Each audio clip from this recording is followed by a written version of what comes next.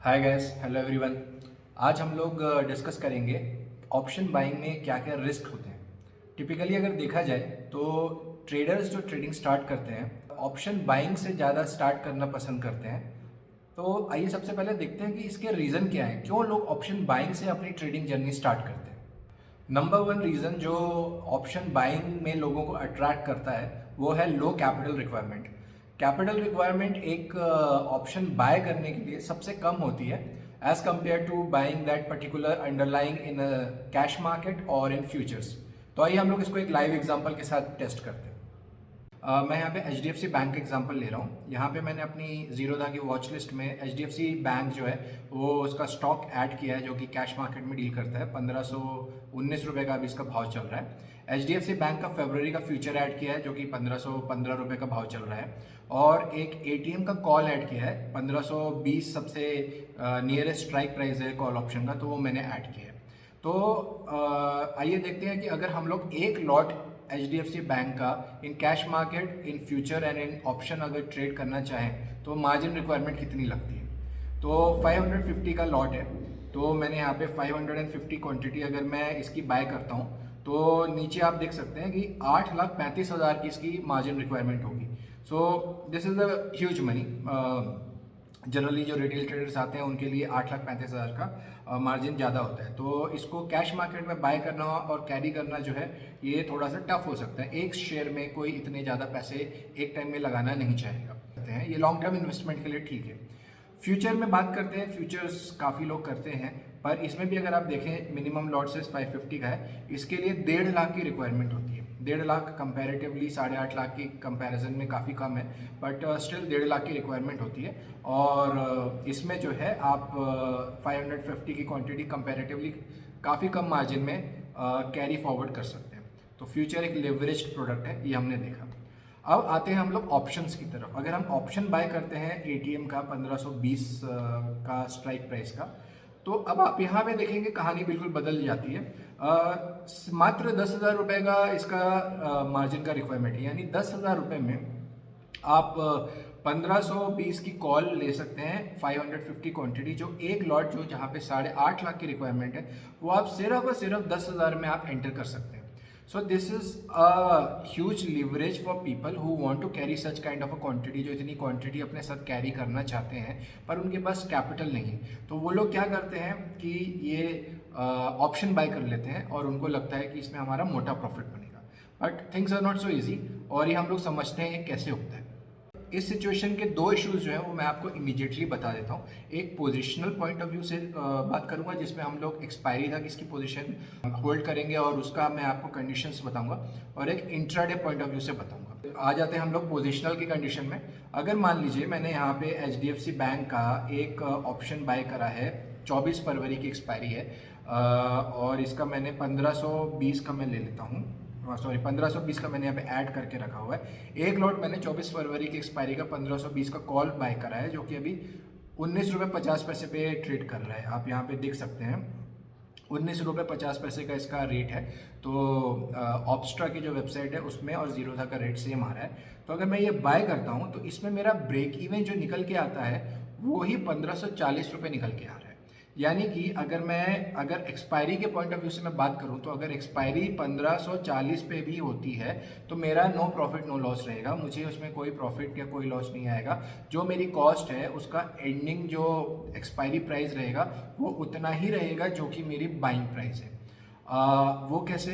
वो ऐसे कि आपका जो प्रीमियम है उसके लिए आप 20 रुपये अपनी जेब से दे रहे हैं। एक्सपायरी के टाइम पे वो 20 रुपये जो है वो टाइम वैल्यू है, वो टाइम वैल्यू तो निकल जाएगी। तो फिर उसमें सिर्फ और सिर्फ उसकी इंट्रिंसिक वैल्यू बचेगी। इंट्रिंसिक वैल्यू रहेगी अगर 1540 पे क्लोज होता है तो 20 रुपये रहेगी। 20 रुपये आपकी बाइंग प्राइस है, 20 रुपये आपकी सेलिंग प्राइस होगी। You will be at no profit no loss. Break even आपका 1540 से ही स्टार्ट होगा। तो अभी फिलहाल मार्केट जो है HDFC बैंक का जो प्राइस है वो 1516 रुपये है। तो यानी कि इसको अभी 1516 से 1540 जाना पड़ेगा तब आपका प्रॉफिट आना शुरू होगा। यानी कि आपको इसमें 25 रुपये के जैसा प्राइस में अप्रिसिएशन की ज़रूरत है कि आपका प्राइस एक्सपायरी डे में आना शुरू हो। तो ऑलरेडी आप एक ऐसी प्रोबेबिलिटी के साथ ये कॉन्ट्रैक्ट बाय कर रहे हैं कि आपका प्रॉफिट आना शुरू होने के लिए इस शेयर को अराउंड 1.25% जैसा अप्रिशिएट होना पड़ेगा बिफोर 24th of February. तो that is one disadvantage that you are already having in buying this option. दूसरा डिसएडवांटेज मैं आपको बताता हूँ, वो डेली बेसिस पे आपका डिसएडवांटेज है. वो डिसएडवांटेज क्या है कि अगर हम यहाँ पे ग्रीक्स पे जाएंगे तो क्योंकि हमने अपनी बाइंग की पोजीशन बनाई हुई है, तो यहाँ पे आप देखेंगे आपका थीटा नेगेटिव है.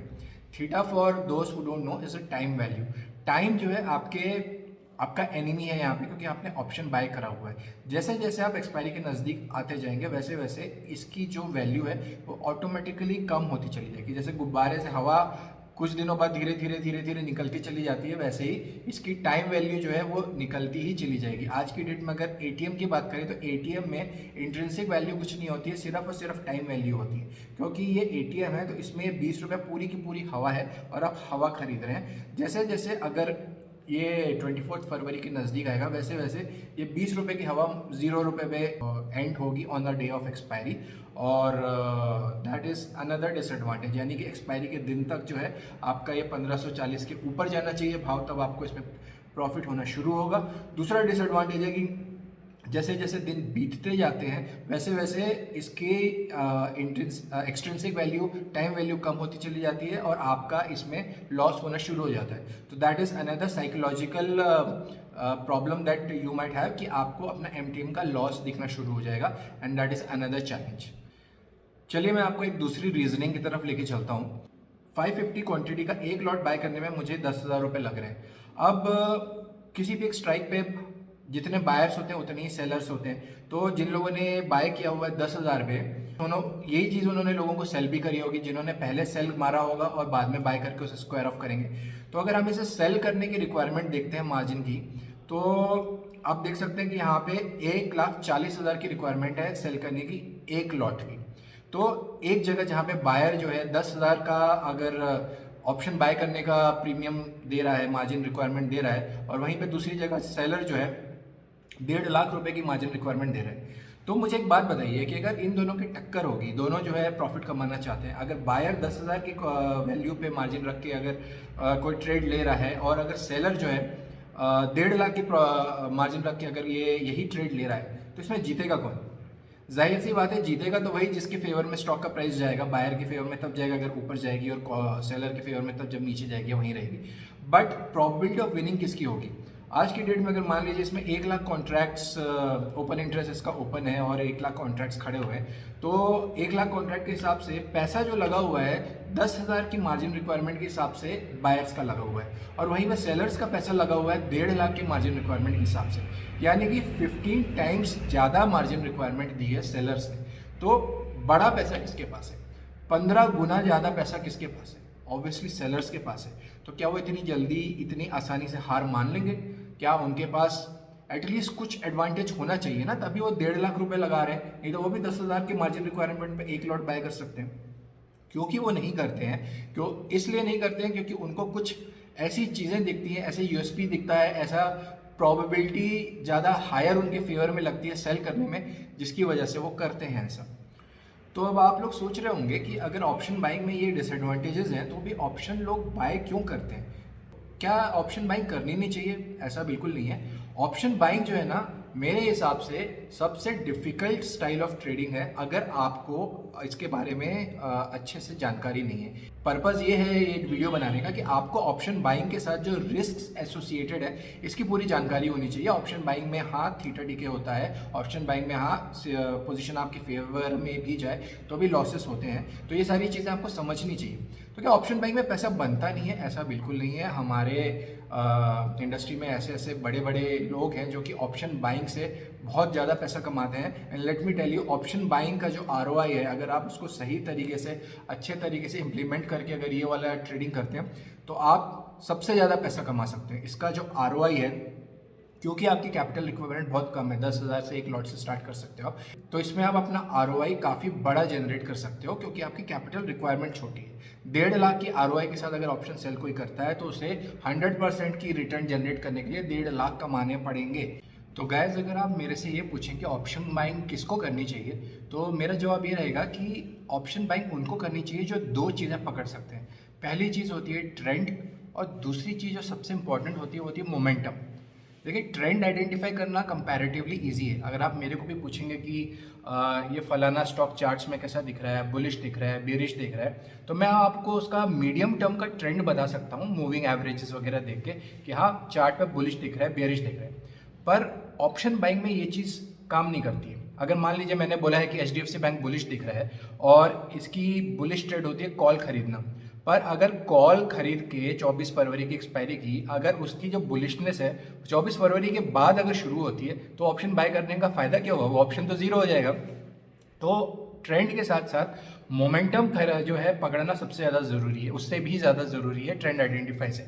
मोमेंटम क्या होता है? मोमेंटम ये होता है कि इसका जो प्राइस है, फलाना स्टॉक हो गया या फिर निफ्टी या बैंक निफ्टी हो गया, तो ये कब ऊपर जाएगा या कब नीचे जाएगा, ये पकड़ना जो है ये सबसे बड़ी स्किल वाला काम होता है। मैंने अपने 14-15 साल के स्टॉक मार्केट के एक्सपीरियंस में ये चीज़ तो मुझे समझ में नहीं आती कि हम लोग इसको किस तरीके से मोमेंटम को पकड़ सकते हैं। कई लोग पकड़ते हैं और वो बहुत अच्छा पैसा कमाते हैं, पर वो कॉम्पिटेंसी और स्किल मेरे में नहीं है कि मैं ये पता कर सकूं कि अगले 1 घंटे में, अगले 4 घंटे में या कल तक जो है ये भागेगा। हाँ, कुछ ब्रेकआउट ट्रेडर्स होते हैं, कुछ मोमेंटम ट्रेडर्स होते हैं जो उसको बहुत भाली भांति कर सकते हैं, पर ट्रेडिंग की जो साइकोलॉजी होती है ना, हर किसी की अलग होती है। हर किसी का एक खुद का एक पैटर्न होता है, स्टाइल होता है जिसमें वो कंफर्ट फाइंड करता है। मेरे स्किल के हिसाब से मैं मोमेंटम ट्रेड नहीं कर पाता हूँ, क्योंकि उसमें मेरी कॉम्पिटेंसी नहीं है, मैं कंफर्टेबल नहीं हूँ उस तरीके का।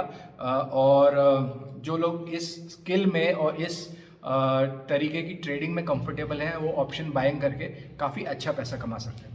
जो एक लॉजिकल क्वेश्चन आएगा जो नए ट्रेडर्स के दिमाग में, वो ये रहेगा कि भाई साहब, सारी बात ठीक है, बट आप ये बताइए कि फ्यूचर खरीदने में या ऑप्शन सेल करने में, जहाँ पे एक लॉट में 1.5 से 2 लाख रुपए लगते हैं और हमारा पूरा का पूरा कैपिटल ही मान लीजिए 1-1.5 लाख का है, तो हम लोगों के पास ऑप्शन बाय करने के अलावा कोई ऑप्शन नहीं है, कोई दूसरा तरीका नहीं है कि हम लोग ट्रेडिंग से पैसा कैसे कमाएं। क्योंकि ऑप्शन सेल करने के लिए कैपिटल ज़्यादा लगती है, फ्यूचर बाय करने के लिए भी कैपिटल ज़्यादा लगती है, या शॉर्ट करने के लिए भी कैपिटल ज़्यादा लगती है। तो ऑप्शन बाय के अलावा करे तो करेगा, कैश मार्केट में मूवमेंट इतनी नहीं होती है, और दूसरी चीज़ उसमें भी कैपिटल ज़्यादा लगती है। तो इसका मेरा सजेशन ये है कि पहले तो आप ये आइडेंटिफाई करिए कि आप किस तरीके के ट्रेडर्स हैं, आप किस तरीके के ट्रेडर हैं। लोग जो हैं ऑप्शन सेलर्स होते हैं, लोग जो हैं स्विंग ट्रेडर्स होते हैं, लोग जो है पोजिशनल इन्वेस्टर्स होते हैं, लोग जो हैं फ्यूचर ट्रेडर होते हैं, ऑप्शन ट्रेडर्स होते हैं, कैश मार्केट के गुरुज होते हैं। तो अलग अलग टाइप की ट्रेडिंग स्टाइल्स होती हैं, पैटर्न्स होते हैं। तो सबसे पहले तो आप ये समझिए कि आप ट्रेडर किस तरीके के हैं। ऑप्शन बाइंग आप सिर्फ इसलिए मत करिए कि आपके पास कैपिटल कम है, और ऑप्शन बाइंग करना ही इकलौता एक ट्रेडिंग स्टाइल है जो आप कर सकते हैं अपने कैपिटल के हिसाब से। आपका कैपिटल ये डिसाइड नहीं करेगा कि आप किस तरीके के ट्रेडर बनेंगे। आपकी खुद की साइकोलॉजी, आपकी खुद की स्किल से डिसाइड करेंगे कि आप किस तरीके की ट्रेडिंग करेंगे। वो जो है आपको एक सक्सेसफुल ट्रेडर बनाने में मदद करेगा। अगर आप मजबूरी में अगर ऑप्शन बाय कर रहे हैं कि क्योंकि मेरा ट्रेडिंग कैपिटल कम है और क्योंकि मेरे को जो है ऑप्शन बाय करना ही मेरे पास एकमात्र रास्ता है, तो इसलिए अगर आप ऑप्शन बाय कर रहे हैं, तो फिर you are doom to fail, और आप उसमें एक लॉन्ग टर्म सक्सेसफुल ट्रेडर नहीं बन सकते, क्योंकि आपकी वैसी साइकी नहीं है, वैसी आपकी मेंटालिटी नहीं है। अपने एग्जांपल के हिसाब से बताऊं तो मैंने फ्यूचर्स एंड ऑप्शंस के बारे में तो काफ़ी समय से जानता हूं, पर उस वक्त मुझे सिर्फ ऑप्शन बाय ही समझ में आता था। ऑप्शन बाय करता भी था, कैपिटल भी नौकरी से आ जाती थी, पर मैं उसमें कंफर्टेबल ही नहीं था। लॉस होता था, बट लॉस से ज़्यादा मेरे को ना उसमें कॉन्फिडेंस नहीं आता था, उसमें समझ नहीं थी मेरे को कि मैं अपना पैसा क्यों लगाऊं, मैं उसमें अपना 1 रुपये भी क्यों लगाऊं, जबकि मुझे नहीं पता है कि ऑप्शन बढ़ने के लिए इसमें एक मोमेंटम चाहिए और इस एक्सपायरी के पहले बढ़ना चाहिए। तो जब मुझे पता नहीं है तो मैं ऑप्शन बाय कर कैसे सकता हूँ। टिप्स में और ब्रोकर के जो कॉल्स आती हैं उसको मैं उतना ज़्यादा सीरियसली नहीं लेता था, क्योंकि मुझे उस पर कॉन्फिडेंस नहीं था। मैं खुद के एनालिसिस पे ही अपना पैसा लगाना चाहता था। तो ऑप्शन सेलिंग मुझे काफ़ी बाद में पता चली, और उसमें रिटर्न्स फिर भी कम है, कम तो नहीं बोलूँगा, अगर महीने के 3-4% अगर आते हैं एक बड़े कैपिटल पे, तो वो एक बहुत अच्छा रिटर्न आपको और लॉन्ग टर्म जनरेट कर सकते हैं। कंपाउंडिंग अपना रोल प्ले करती है, तो वो एक अलग ट्रेडिंग स्टाइल हो जाती है। तो मैं यही कह रहा हूँ कि आपका कैपिटल नहीं डिसाइड कर सकता कि आप किस तरीके के ट्रेडर बनेंगे, आपकी खुद की साइकोलॉजी डिसाइड करेगी कि आप किस तरीके के ट्रेडर बनेंगे। अगर आपको लगता है कि आपकी ट्रेडिंग जो साइकोलॉजी है उसके वो आपको एक फ्यूचर बायर या फिर आपको एक ऑप्शन सेलर या फिर स्विंग ट्रेडर के हिसाब से अगर आपको बेटर सूट करती है और उसके लिए ट्रेडिंग कैपिटल की रिक्वायरमेंट ज़्यादा है, तो इसका एक ब्लंट रिप्लाई ये है कि अपनी कैपिटल बढ़ाइए। आप नौकरी से अपना कैपिटल जोड़िए। आज की डेट पे अगर आप यंग हैं और अर्ली 20s में हैं तो अभी ये बहुत टाइम पड़ा है। आप नौकरी से या बिजनेस से या किसी और तरीके से फंड्स अरेंज करिए और ट्रेडिंग उसी तरीके से करिए जिस तरीके से आपकी ट्रेडिंग साइकोलॉजी आपको सूट करती है। अगर वैसा नहीं करेंगे तो फिर सालों साल निकल जाते हैं, लोग 20-20 साल 30-30 साल तक स्टॉक मार्केट में रहते हैं और उनका मोटा पैसा बनता नहीं है और बाद में फिर यही हो जाता है कि स्टॉक मार्केट में पैसा बनता नहीं है। तो वैसा मत करिए। अगर आपको आपकी ट्रेडिंग स्टाइल, आपका रिस्क मैनेजमेंट, आपकी डिसिप्लिन जो है इन चेक हो जाती है तो आप पैसा बना सकते हैं। बस ये है कि आपको अपने आप को समझने की ज़रूरत है, आप किस तरीके के ट्रेडर हैं वो समझने की ज़रूरत है। तो गाइज ये ऑप्शन बाइंग के ऊपर मेरी एक शॉर्ट सी स्पीच थी, आशा है आपको पसंद आई। मेरा बस मोटिव यही था ये बताने का कि ऑप्शन बायर्स काफ़ी सारे हैं, उनको पता होना चाहिए कि ऑप्शन बाइंग के रिस्क क्या होते हैं और कोई भी ट्रेड लेते हैं तो हमें ये समझ में आना चाहिए कि पैसा कब बनेगा। क्योंकि कई लोग कंफ्यूज हो जाते हैं कि हमने कॉल खरीदी, मार्केट ऊपर भी गई तब भी पैसा तो बना ही नहीं। मार्केट 50 पॉइंट ऊपर गई बैंक निफ्टी की या 100 पॉइंट ऊपर गई, बट कॉल में कोई अप्रिशिएशन तो हुआ नहीं। तो we have to understand this. तो मैं और भी ऐसे वीडियोस लाते रहूँगा। This is a new channel that have started. I have been a trader since last 2.5 years और कंसिस्टेंटली प्रॉफिटेबल मैं पिछले 1-1.25 साल से हो गया हूँ। And this have started as a hobby कह लीजिए कि वीकेंड्स पे और आफ्टर मार्केट आवर्स एक अच्छा बोलने का और फेलो ट्रेडर्स के साथ इंटरैक्ट करने का मौका मिलता है। So I started this YouTube channel. So please do support it by liking and subscribing and I will keep posting such videos and that's all for today. Thank you very much.